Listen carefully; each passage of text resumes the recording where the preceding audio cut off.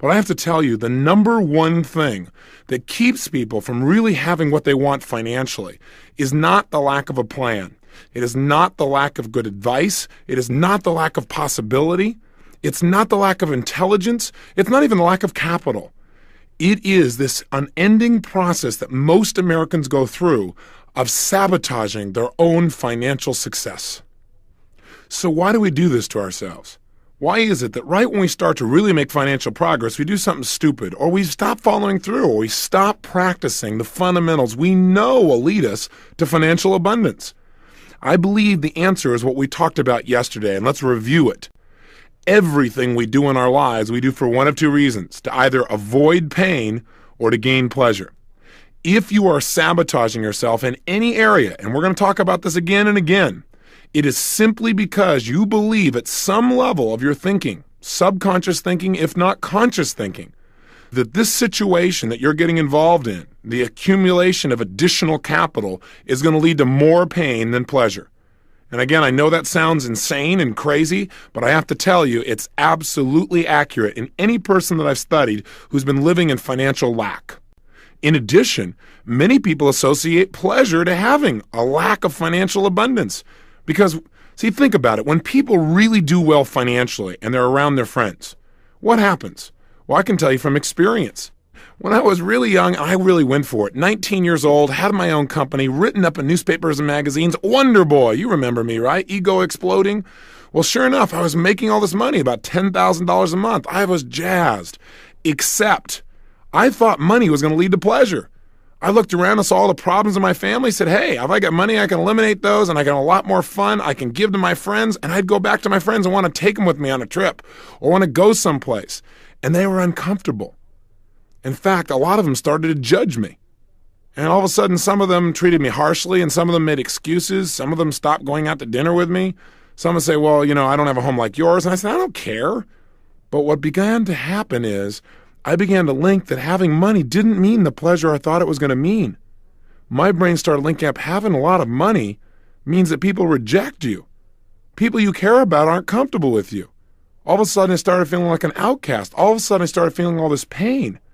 And sure enough, within a short period of time, my brain, on some level, not consciously, but subconsciously, began to just destroy everything economically.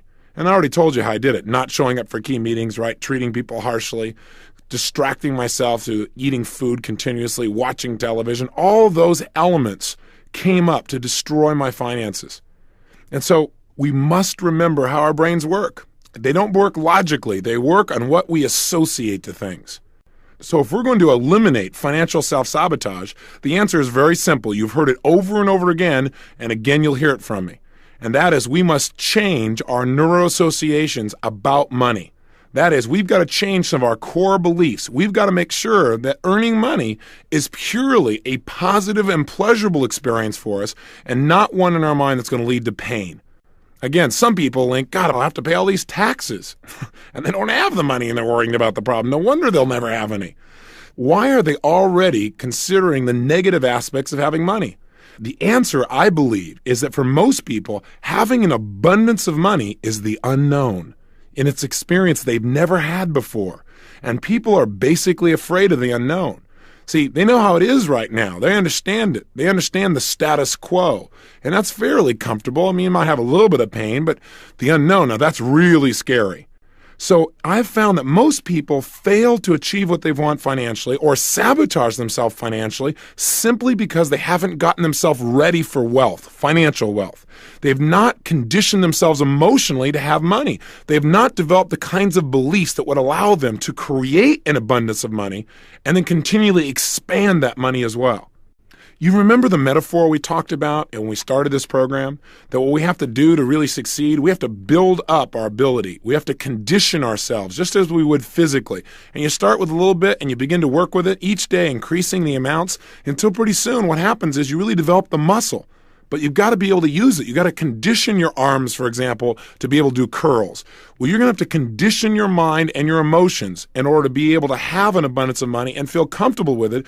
Otherwise, even though it's something that's very positive, it may feel like a weight to you because you just don't know how to deal with it. So how do we first get beyond this sense of lack? How do we first begin to create that wealth, and then how do we keep ourselves from destroying it once the abundance starts to flow? The way to really create the wealth that you want in your life starts with step number one. The way to get wealthy right now today is to free yourself from the illusion that you're not already wealthy. You say, what are you talking about, Tony? I don't have any money. Listen, wealth is not just money. Wealth is an abundance of the things that you really desire in your life. Wealth is leverage. That is the ability to have experiences that you have not personally controlled or generated. What do I mean? Well, you are wealthy. You live in a country where there is abundance around you all the time, and you own it just for living here. I mean, you own the public highways. You don't have to pay anything for most of them across the country. You own many of these government buildings. You can go in. They're yours. You can use them anytime you want. You can go into a public library and get access to any book that's ever been written virtually, and it costs you nothing. Think about it. Leverage in your life is everywhere. You didn't have to go out and actually create your breakfast, nor did you have to hunt down your dinner. These things have been done for you. You say, well, yes, I paid for them. Yeah, that's true. And it wasn't on your back that the salt came out of mines so that you could put it on your food. You are truly wealthy. The level of abundance that you and I experience every single day, no matter how much money we earn, compared to the rest of the world, is absolutely absurd. And yet we walk around feeling like we have lack. And see, like attracts like. Whatever you hold on a consistent basis in your mind is exactly what you will experience in your life. So the first key to becoming wealthy is to understand that you already are. Now, wanting to expand that, I believe that's healthy. You know, some people say, well, is it really right to make more money? I mean, if you got a lot, is it right? Well, let me ask you a question. If you're intelligent, is it right for you to continue to want to expand and become smarter? Is it right, if you're already close to your husband or wife, to want to deepen that relationship even more? Is it right for you to want your children to have even more, to be happier, to be stronger, to have better relationships? Is that right? Is it right, no matter how close you feel to your Creator, to want that bond to be even stronger and to strive for it? Is that right? I've got a question for you. If you could have more in your life, if you could have more, then should you? If there are things you could do that would create greater abundance in any area of your life, then should you? And my answer to you is absolutely. I think I shared with you earlier in this program that there was a point in my life where I thought, gosh, if I have so much abundance and other people don't, there's something wrong there. That's unfair. Hey, listen, every single one of us was born with opportunities. We're equal in our opportunities. We're not equal in our decisions. We're not equal in our education. We're not equal in how much we demand from each other or from ourselves. We're not equal in our motivation. We could choose to be, but most of us are not. Now, I know there's the argument that, hey, I grew up in the South Bronx, or I grew up in a difficult part of town, or I didn't have the role models. I can certainly appreciate that 100%. I really do believe that there are many people in our society that don't seem to start out with the same level of resources, no doubt about it. So my approach to that used to be, well, I really care about people that have less than I do. I care about people that are poor financially. In fact, my strategy was the best way to help poor people is I'll be one of them. Well, that's not exactly the most intelligent approach. Instead, what I decided to do was realize that no matter what someone's resources were, I didn't have any either. I didn't have any great role models. I didn't grow up wealthy, not even middle class. And yet I was able to make the things work because I pursued them. And no matter where I've looked in the country, no matter how horrible the environment, there are a few people from that environment that somehow have made it work for themselves, mentally, emotionally, socially, spiritually, physically, and financially. So why did these people make it in spite of all the odds? The answer was not necessarily more talent or more ability, but that they were able to get access to their talent and ability because they had beliefs that empowered them in each of these areas, including financial. I mean, that's really what it comes down to. Your finances will not change until your core beliefs change. Trying to turn around financial sabotage simply by working harder, by the way, will not work. The reason is you'll work harder and your beliefs like this rubber band. You'll push, stretch yourself out there. It'll start to make some progress. And right when you get to a certain point of threshold, whammo, the rubber band snaps you right back to where you were. I mean, haven't you experienced this sometimes? The only way to break through is get rid of the rubber bands. Expand your picture of your life financially so that what's happening is you're on a road you're always building and one that's always expanding. In addition, you must believe that by building your road, what you're also doing is creating a way for others to travel to their dreams as well simultaneously. So since it starts with our own beliefs, we got to remind ourselves what beliefs are. Beliefs are nothing but a feeling of certainty about what something means. So again, if you've got limiting beliefs, it just means you've got beliefs, you have a feeling of certainty that having money is going to be more painful than not having it. That having an abundance of money is going to be more painful than not having an abundance. Yeah, you can get by and it'll be okay. You've got to change that. How do we do it? Well, one, the easiest way to change anything is to link pain to the thing we want to change. In other words, link in our own minds that if I don't change this belief system, it's going to cost me so much, it's going to hurt so bad that your brain says, I'll do anything to get rid of that belief, and then show your brain an alternative, one that by applying it, you'll have pleasure. Now, what most people do in life is sit around and hope that someday something magical will turn it around. Or again, they go out and just work harder and harder and harder, and they wonder why they still can't make it financially. No matter how much money they make, they always end up with more month at the end of the money. Maybe I was one of the lucky ones. Maybe I just have a low threshold for pain because I just couldn't take it. I found so much frustration in not being able to go certain places, not being able to be with certain people who are traveling, not being able to give some of the things I really wanted to give most to the people I cared about, not being able to have the lifestyle and the freedom of choice in terms of my time and my energy and the things that I was going to have in my life as well. It was so painful, so embarrassing, so frustrating that finally one day I said, I have had it. And that is a great place to get. Get to the place where you've had it, where you've gone through threshold, where you're not willing to do that anymore. But here's the key. When you realize you've got it, know what the reason is. It's because of your beliefs, and you need to go inside and shift them now. So how do we do this? I'm going to guide you through a 3 or 4 step process right now to eliminate self-sabotage in the area of finances forever. So let's go for it. Get your success journal or pull over the car now. This is the time. As you pull it out, here's what we're going to do. And if you need to, stop the tape and come back to me. You have 30 seconds. Go. Welcome back. I again hope I'm welcoming you back. And you did turn off this thing while you went and got your success journal. You don't want to write on a scrap of piece of paper. Keep that thing with you. Okay, good. Now here's what I'd like you to do. I'd like, if you would, to write down all of the pain that you presently experience in your life because you don't have the level of financial abundance that you truly deserve. In other words, what are you losing right now? What are you missing out on? What's it costing in your life not to have financial abundance? In other words, our goal here is to not just be intellectual, but to really get ourselves to experience once and for all a tremendous amount of pain from not having finances. So really go into your gut, go into your core and say, okay, what are the things I really want to do or be or share or create or give or make that I cannot do right now because I don't have financial abundance. I've got enough finances to get by, or I've got maybe even worse, you're comfortable. That's really a death rattle in terms of finances. But what are some of the things beyond that that you're missing out on? Maybe just the self-esteem of knowing that you can create as much as you want in an instant. What is it that you're missing out on? I'm going to give you about 2.5 minutes to do this. So please begin now.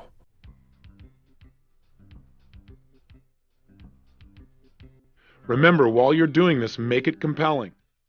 What are some things you'd really like to do in your life that you can't do? Think about how much pain that could generate if you really focused on that enough. Normally, you don't pay attention.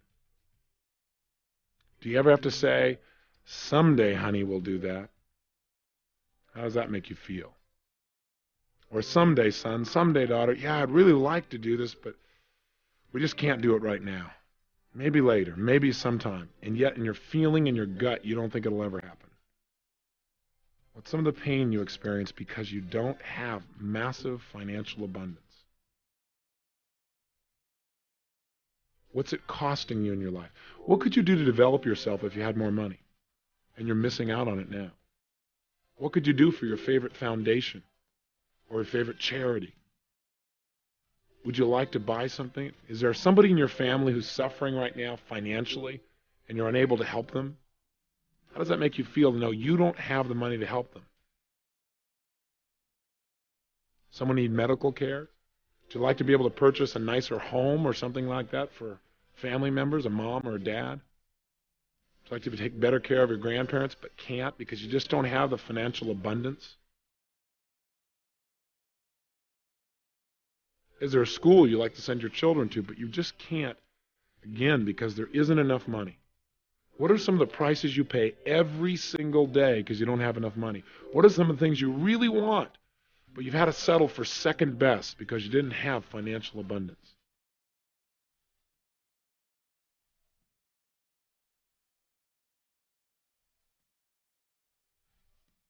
Is there a studio you'd like to build and you can't do that, so you got to go somewhere else?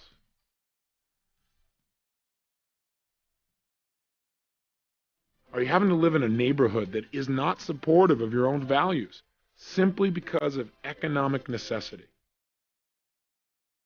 How does that make you feel, knowing that you have to do that?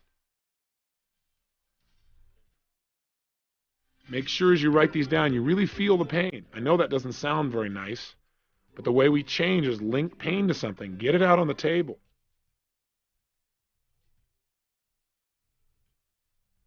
Okay, so what we've done here, if we've done it effectively, is gotten your brain to begin to associate major pain to not having money. Now you might say, well, Tony, I already had that. Well, maybe, but maybe it was like you had one thought at a time. What we want to do is intensify the feeling of pain so your brain will finally say, I've had it. No more. I've got to have money. So what's on your list? Is it compelling enough? When I have people do this many times, they'll tell me things like, well, gosh, not having money means I don't have time with my kids. Or not having money means I can't live with my son or daughter. Or not having money means I can't get them the kind of child care they really deserve, and I'm busy working too, and I don't know what to do. That's pretty strong pain. That'll get somebody motivated real quick. Remember, we'll do more to avoid pain than we will to gain pleasure, so put it on yourself. Some people say just the pressure of the bills themselves. That is so painful. Having people calling you up again and again saying, hey, you got to handle this thing. That does it for some people by itself. Or maybe in this society where 1 out of 2 people end up in divorce, some people are having to support 2 households. And they think about the pain they have in that they can't have the lifestyle they want because they can barely take care of themselves after taking care of somebody else. For other people, it's saying, I can't do it, or I'll do it later, but knowing in their heart that later may never come. That's pain. Or maybe for you, it's just the pain of knowing somebody who really deserves help, and you just can't do it because you don't have the money. Or maybe it's the inability to travel or visit the places you'd really like to, or maybe visit some people. I know some people have made on their list things like, I just don't have the money to even go visit the grandparents who are about to pass away. I know I need to be there, but I just can't because I'm busy and I have to keep working, or because I don't have the money to even get there. Again, this is not negative. This is the most positive thing you can do to yourself. Creating pressure on yourself, massive pressure, where not having money hurts, will make your brain want to change. That's the only way you'll get rid of the sabotage. Does that make sense? So let's go to the second stage. The second stage is let's just find out what you think of when you think about money itself. So now I'm going to only give you about 60 seconds. But in these 60 seconds, what I'd like you to do is back in your success journal, just write down anything you think of that you associate to money. If I say to you money or a lot of money, I want you to write down what pops up in your head. Just write down singular words that you associate to money. So you've got 60 seconds. Please begin now. Go for it.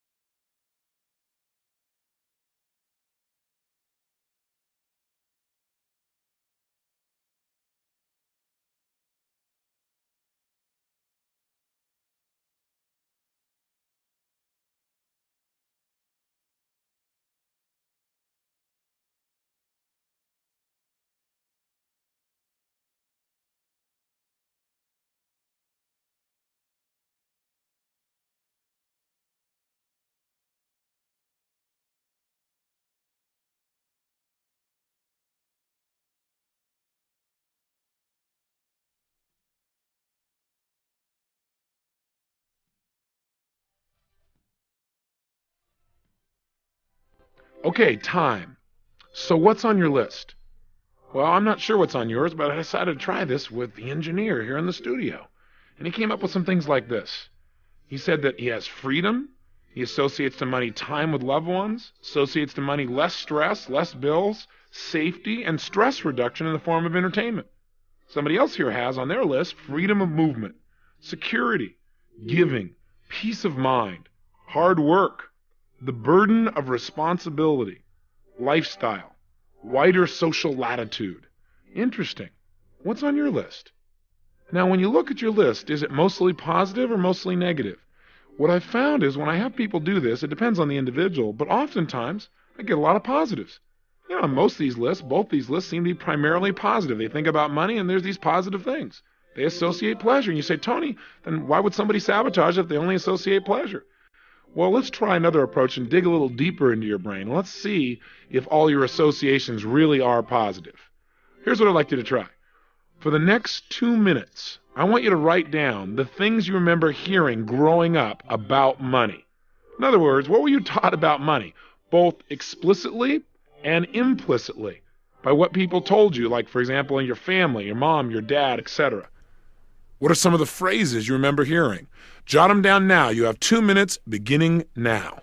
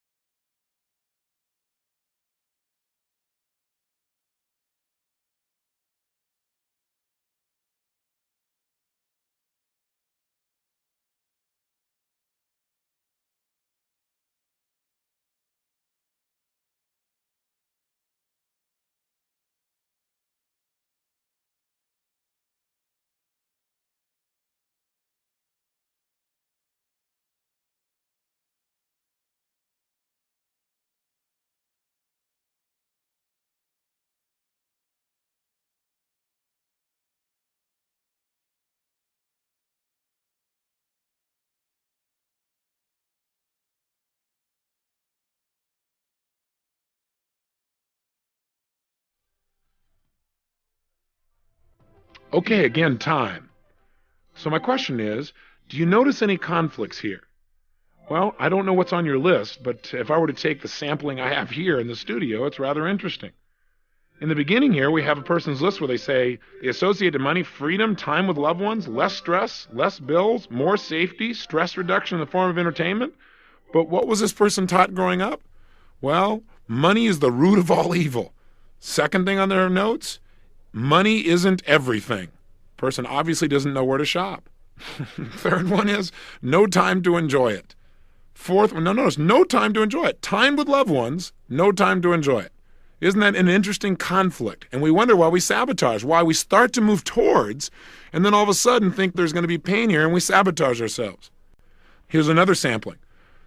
Person whose notes said that they associated money freedom of movement and security and giving and peace of mind and hard work and the burden of responsibility, few negatives there, and lifestyle. This person has money doesn't grow on trees. How's that for conditioning you for abundance? I'm not saying it does, but that's probably not the best frame to hold in your mind on an ongoing basis.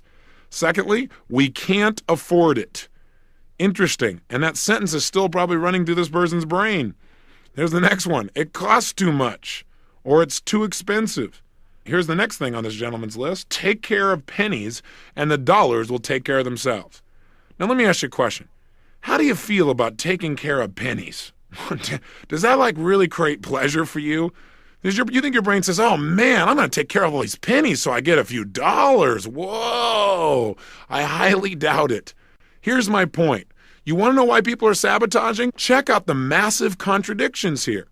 On the one hand, the person associates to money primarily positive experiences, yet on the other, everything the person was taught growing up is it's going to be painful. Think about that. That's why people experience approach avoidance, where they go out and start to make some money, but only go so far before they limit themselves. Like having a governor on your car. You put your foot on the accelerator, you start going a certain pace, but that's the highest you're going to go. See, that governor is all the things you were taught in the past, those old beliefs. Now, how do we eradicate them? Again, we associate enough pain to them. Think about it. Are you willing to pay the price you wrote down to start with here? The things you're going to miss out on your life in order to keep these measly ideas in your mind that somebody dumped in without realizing the impact maybe years ago. I doubt it. So in essence, what we can do right now, we've got a lot of choices. One way to change your beliefs is use what you already know. Do a Dickens pattern on yourself. Go back to the tape where we did that and just guide yourself right through it. We've begun it already, haven't we?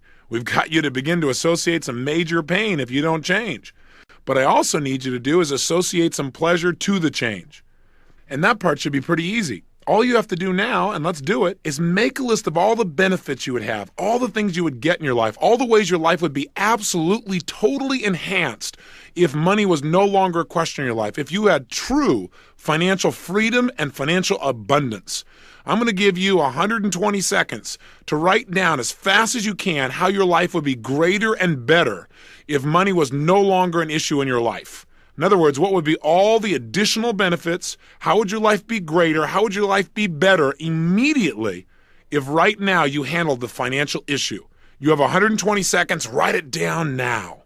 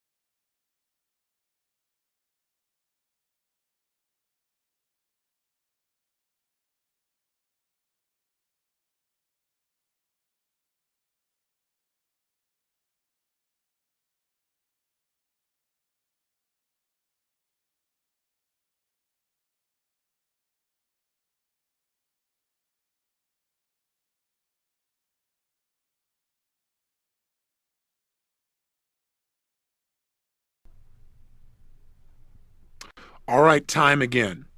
Now, take a good look at your list. This should be a whole list of things that as you think about them, imagine if all of these things you wrote down were actually part of your regular daily reality. How would that make you feel? See, our whole goal is to get ourselves now to link major pleasure to financial abundance. Not financial sufficiency, but financial abundance. We want to link major pleasure to that and pain to not having it. So how did you do? Did your list really produce the result? I figured as long as we're doing this, if I'd use the people here in the studio as an example. So let me show you what they've got. They've got, gosh, if I had all this additional financial abundance, I'd have my credit cards paid off. That would make me feel great. My car would be paid off. I'd go to the theater more. I'd go to movies. I'd go to cultural events. As a result, I'd be informed, I'd feel relaxed, I'd feel cultured. It'd increase my self-esteem, I'd have more humor in my life, I'd feel more articulate, more balanced. I'd be able to make conversation more easily. There'd be less stress in my life. I'd be able to have more time with my son. Another person's list says, gosh, if I had financial abundance, not just financial sufficiency, I could finish my studio. I'd buy a new home. I'd have more travel time. I'd be able to get in the music business full time and just enjoy what I love most. Or I could be more generous. I could give without any concern for the future. I'd have no daily pressures from financial obligations. Think about how you'd feel if these things are really true. So what is the main strategy for turning ourselves around financially? Simple answer. You've heard it many times. Again, repetition being the mother of skill. And you've heard that one a few times too, haven't you? But I want to remind you that our brain moves away from pain and towards pleasure. Right now, if you don't have enough money, it's because your brain links pain to having it in a major abundance at least, not sufficiency, but in a major abundance, and a certain amount of pleasure in staying where you are. We want to reverse it. How are we reversing it? 1, create massive pain and associate that pain to not having it. 2, create tremendous pleasure to having it. Get it clear in your mind that there's a carrot and a stick and they're going to drive you forward financially, and you'll see the financial self-sabotage disappear from your life. Now we need to go a step beyond. We've now got the beliefs that work, but that's not enough by itself. Got to go beyond just eliminating the negative beliefs. And by the way, one way to get rid of some of these old beliefs that used to stop you as well is to ridicule them. See, if you take anything you've heard or said to yourself, and all you do is say it over and over again in a unique new way, you create a new anchor. In other words, that's what advertisers did, right? Winston tastes good like A, Winston tastes good like A, Winston tastes good like A. How do you spell relief is R-O-L-A-I-D-S, R-O-L-A-I-D-S, R-O-L-A-I-D-S, and you heard it over and over again until that's what you linked. Simple anchoring. So what you could do is attach to those old phrases new beliefs. So that when your mind says money doesn't grow on trees, you say, that's absolutely right. It grows out of the positive ideas that I follow through on every single day of my life. If you do that over and over again, pretty soon, money doesn't grow on trees won't have the negative impact. Does that make sense? I know that sounds so simple. I'm sorry to help you to be free in an easy way. I guess we could make it tougher, but that's all it really takes. All you got to do is identify what used to stop you, destroy it, eliminate it, or get it to trigger something more positive. If you got one here that says something like, money isn't everything, say, for people who don't know where to shop. Have some fun. Get yourself to giggle or laugh. All you have to do is get these beliefs to have less heaviness to them, less control over you. Ridicule them, play with them, and that's going to be one of your exercises. In fact, it may be useful for you to do that now, to go through right now and do things to these beliefs to either make them trigger a new empowering belief or to ridicule them to the point where they no longer affect you, to where you would think of them every time you thought of money isn't everything, you begin to smile thinking of that funny phrase, well, you don't know where to shop. In other words, it's not true. What I'm saying is not true. All it is taking away a limitation. Does that make sense? Let's try it. Let's stop. One last thing. You're giving me a lot of exercises today. That's true. But this is an issue. It's time to just get over it and move on so you can have the kind of abundance here that you also have and are continually developing in your relationships and in your business and your spirituality and in your emotion and your energy and your life. Go for it. What I want you to do specifically is the following. Take out your success journal. Go through each of those limiting beliefs. Any limiting beliefs. In other words, remember we said write down anything you used to hear growing up about money, any of them that would be a limitation, and change the belief. In other words, attach a new belief to it. Just the way we did here. Money doesn't grow on trees. That's right, because it grows out of the ideas that I generate every day and follow through on that create good for myself and other people. And just say it over and over again. So pretty soon you begin to link it, or maybe something simpler than that complicated phrase I came up with. Let's take another one as an example. Let's say growing up you continually heard, it's too expensive, it's too expensive. Now that's part of you. And you say, you're absolutely right. It used to be too expensive, but now it's an investment in my joy.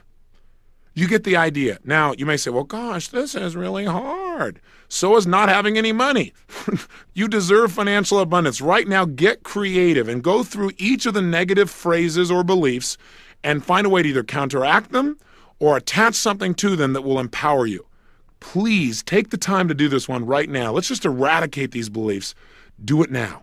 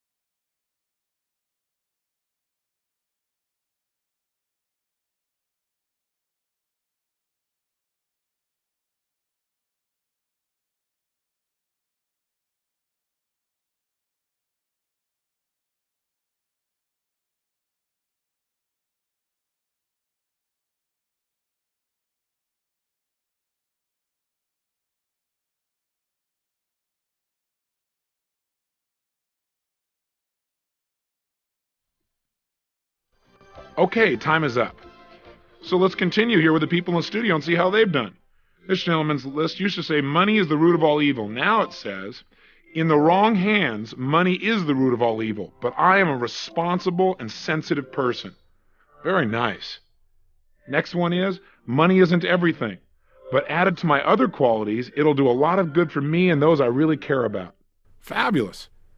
Here's another example. Money doesn't grow on trees, but it grows out of my acting on my creative ideas. I can't afford it. We can't afford not to expand our financial resources and share them with others as well. Take care of the pennies and the dollars will take care of themselves. If I take care of the pennies, my focus is way too narrow. If I take care of the opportunities that exist around me right now and give great service, the dollars will multiply massively. I have no time to enjoy money. I have had no time to enjoy money in the past, but I'm now learning to delegate and I'm working smarter every day. These are fabulous examples. That's what you need to do for yourself as well. Free yourself from your old beliefs. Finally, on today's lesson, let's take a look at what are some of the specific empowering beliefs that you might want to add to your repertoire. Now, not just to get beyond financial self-sabotage, but to really ensure financial freedom. Here are a few of the beliefs that I've modeled from people that are extremely successful financially, and some of my own that have really assisted me as well. Number one, money is nothing but a measure of the value that I create for other people. The more I give to others, the more money I receive on an ongoing and consistent basis.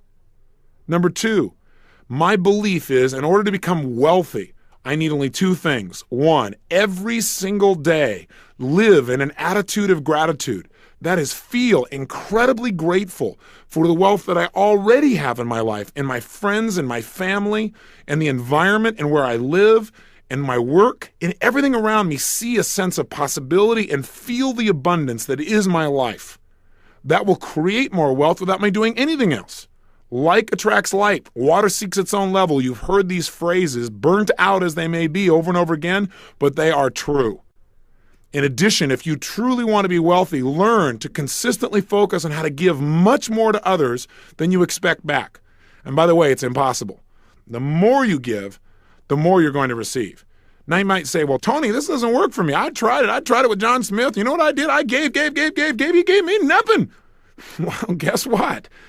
See, it doesn't always come back from the person you gave it to. Sometimes they just take. You're right. I have no argument with that. But I'll tell you something, you got to open your eyes. You got to start paying attention because it's coming back to you from somebody else somewhere. And if it hasn't already, it's on its way. You got to trust and you got to know that that's true. By living with those kinds of beliefs, you will attract the kind of wealth that you deserve. How do you make certain that you develop in your life? Besides eliminating the sabotage, you do what we talked about in the 7 wealth wounds. An abbreviated look at that might look something like this. 1, decide exactly what you want financially in terms of abundance. Remember we talked about developing a number that was going to be a must for you. Not financial sufficiency, but true financial abundance. More than enough. Avalanches of abundance. That's what we're talking about. Make a decision. Because you got to remember, whatever you focus on consistently, you will get.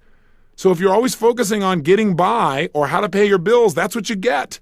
If you focus on massive abundance, that's what you'll have too. And as long as, in your mind now, having massive abundance is something good. Having massive abundance is not negative, it's not guilt, it's not problems, it's not pain. It is pleasure to be and do and create at the level that you are as a spiritual and successful human being. 2, daily condition your mind for wealth, so that your brain is looking for opportunities to succeed financially. Remember the metaphor we talked about when we talked about setting goals, where you buy a car, you buy a particular outfit, and once you have it, all of a sudden, everywhere, you start noticing everybody who has that car, noticing that outfit. Well, there's a part of your brain called the reticular activating system. It's the part of your brain that determines what you pay attention to. You recall earlier we said that human beings are deletion creatures, that we don't pay attention to most of what's going on around us. We only pay attention to a small band of our experience. Our goals, our mental conditioning tells the RAS, the reticular activating system, what to pay attention to. The RAS is like a policeman. It determines what's going to get through to your conscious awareness and what's going to be screened out. So when you daily Decide what you want and condition yourself to look for opportunity. It's like all of a sudden you see that car everywhere. All of a sudden you see those clothes everywhere. All of a sudden you will see places that cash in financially when you've now made the decision to condition your mind to attract wealth. How can you do it? Well, for years, I started using affirmation for myself. Now you might say, well, didn't you say affirmations aren't that great? No. I said that you got to make sure that if you're going to use an affirmation, you do it with some real physiology, that you really change your state. And I read all kinds of books on attracting wealth. And I found this in one of those books, and I really liked it. And so I said it over and over again. But again, saying an affirmation means nothing unless you generate feeling. And before I give you this affirmation, I want you to know that it's not meant to be religious in any way. I do want you to know that I do believe in a creator. I call it God. You may call that something else, and that's fine. But I believe that you and I have this privilege called life because something or someone has given it to us, something greater than our conscious awareness. And when people tell me, well, I don't believe in a God, I'm an atheist, my view to them is I like to ask them a question. I said, so you're trying to say to me that everything we see, the earth, the plants, our environment, this solar system, this universe that all works with absolute precision is all the result of things just falling together? That's like saying Webster's dictionary is the result of an explosion in a print factory. Come on, there's got to be something more. But let me just tell you how I condition my mind for wealth. I believe that we can tap in. We can attract more in our lives when we connect ourselves mentally and condition ourselves for that abundance. So what I say to myself is this: God's wealth is circulating in my life. His wealth flows to me in avalanches of abundance. All my needs, desires, and goals are met instantaneously, for I am one with God, and God is everything. And I would say this to myself over and over and over and over again. I would go run down the beach for a couple of miles, saying this to myself with all the intensity of feeling I could generate. That's one of the major reasons I believe that in 12 months I went from totally broke to $1 million net worth, because I didn't just hope. I created a level of certainty in my body that total financial abundance was a part of every cell, every thought, every feeling, and things began to jump out at me, and I began to attract them. Now, that may sound real metaphysical, it may sound weird to you, but anyone that I've met who has created great financial abundance has not only decided what they want, but they've begun to condition themselves daily to have that level of abundance where it felt right for them. And that's what I did with myself. I offer you the opportunity if it's worthwhile for you, or you can correct it, change the language so it works for you, but please condition yourself for the abundance you deserve.